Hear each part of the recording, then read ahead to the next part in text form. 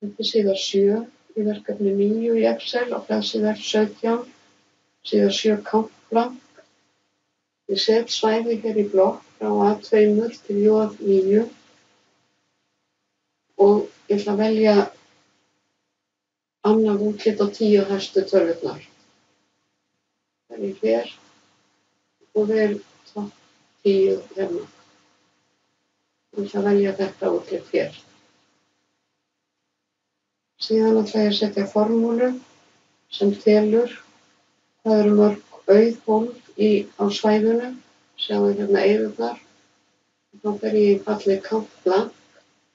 Það er ekki hér í listana þannig ég þarf að skrifa það hér. Count blank hérna. Ok.